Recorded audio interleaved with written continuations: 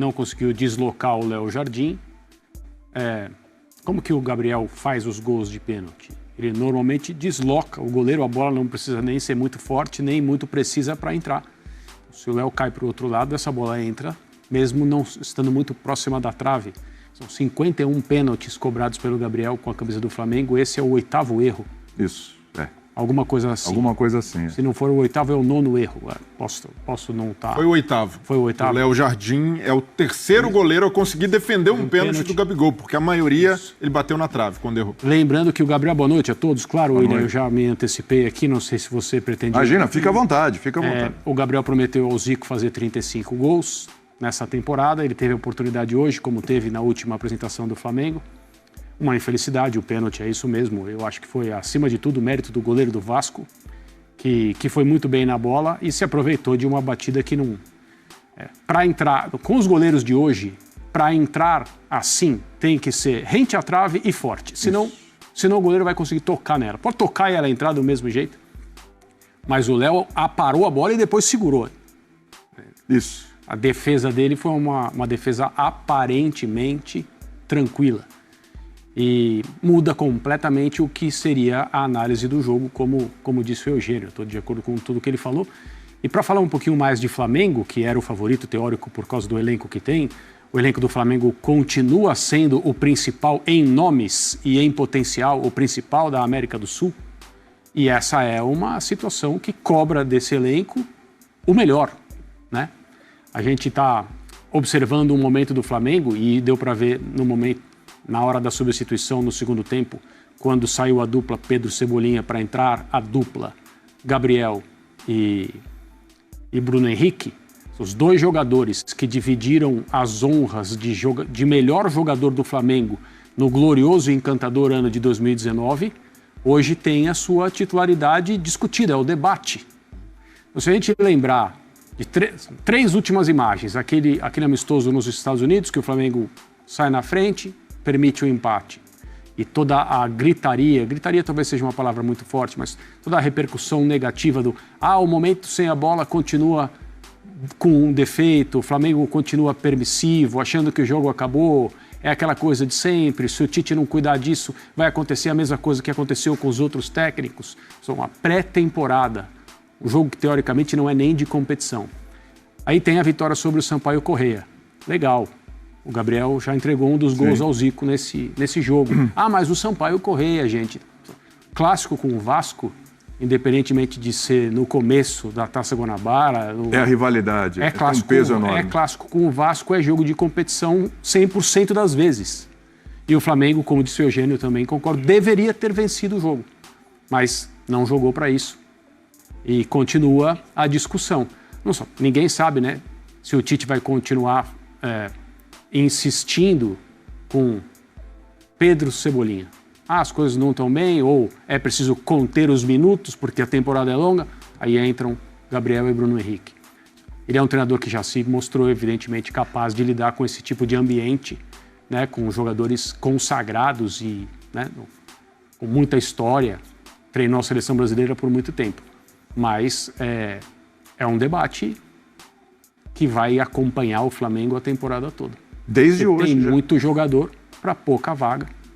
E é assim. E assim, para o Gabigol cumprir a meta, Breler, dos 35 gols, ele precisa entrar todo jogo, ser titular, né?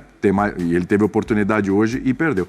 O que o pênalti hoje que ele perde influencia nessa história toda? Porque futebol é muito cruel. É um pênalti, tá vendo? Gabigol não tá bem, a cabeça não tá legal, como ele bateu mal o pênalti, foi devagar e tal. Tem todos os questionamentos, a gente sabe como funciona. Até que ponto essa questão Pedro, Gabigol, depois a gente fala de Bruno Henrique, Cebolinha, um pênalti desse afeta?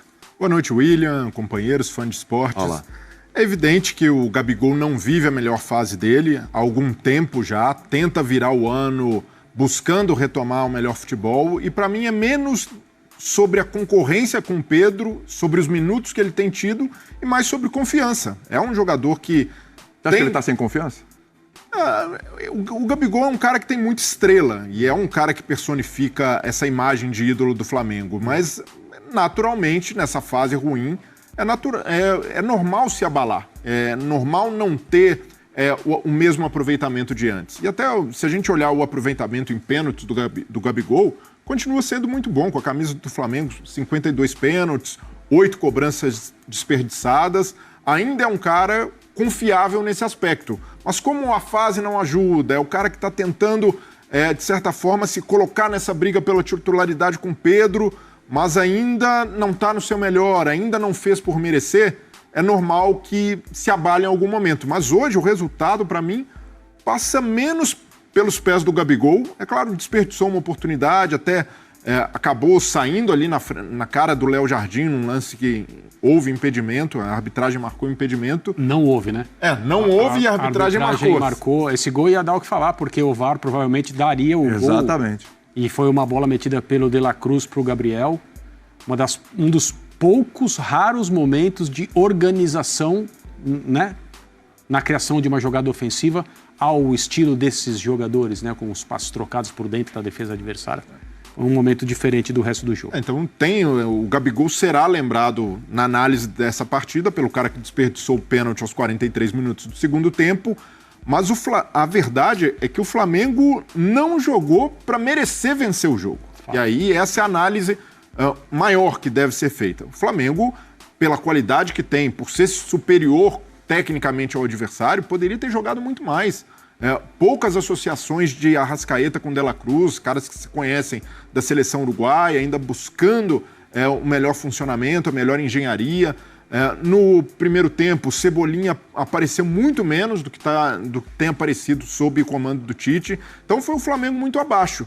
Do lado do Vasco, houve a competência em igualar esse jogo com organização e principalmente muita disposição do Vasco, até passando do ponto em alguns momentos, no primeiro tempo exagerando nas faltas, até muitos cartões amarelos nesse início, um excesso de vontade, mas era a única maneira do Vasco conseguir fazer um jogo parelho com o Flamengo. O Ramon Dias prometeu isso, que seria um jogo de muito mais entrega, depois daquela derrota para o Nova Iguaçu, em que o Vasco jogou muito pouco. O Ramon Dias prometeu essa mobilização e o Vasco entregou. Se a gente analisar friamente os lances, até o pênalti do Gabigol, quem teve as melhores oportunidades de gol foi o Vasco. O Vasco com o Verratti, a cabeçada no primeiro tempo, o lance que ele desperdiça no segundo. Então o Vasco, mesmo jogando eu não digo nem acuado, mais fechado em alguns momentos, até de forma reativa, esperando o Flamengo, teve boas oportunidades para vencer. Então foi um plano de jogo competente do Vasco. Galera, vocês querem que o Gabigol saia do Flamengo? Se inscreve no canal, ative as notificações, curta, comente e compartilhe bastante. 2024 é o ano. Então, mano, esses trem de projeto é complicado. Porque é muito complicado porque é o primeiro passo, mano. Esse é o primeiro passo. E o primeiro passo, ele demora demais. Demora muito. Até você ver que tá dando certo. E isso é com qualquer coisa que você for fazer. Tá ligado? Se você for abrir uma loja de roupa, os primeiros clientes demoram a aparecer. Cabeleireiro, de barbearia é a mesma coisa. Tudo, o primeiro passo é complicado. Por isso que as pessoas fracas desistem no primeiro passo. Porque pessoas fracas querem o quê? Resultado rápido. E pessoas fortes sabem que o resultado ele vai demorar, mas ele vai chegar. Elas têm essa convicção, entendeu? Então, cara, seja um cara forte. Você sabe que vai dar certo. É só você ter um pouquinho de paciência e entender isso, filho. Na hora que você vê, filho, pum, tá vingando. Acabou, filho. Aí, pra conversar com você vai ter que marcar a hora. Tá ligado? Então, é só você ter um pouquinho de paciência e esperar, filho. Só espera, molequinho, que vai dar tudo certo.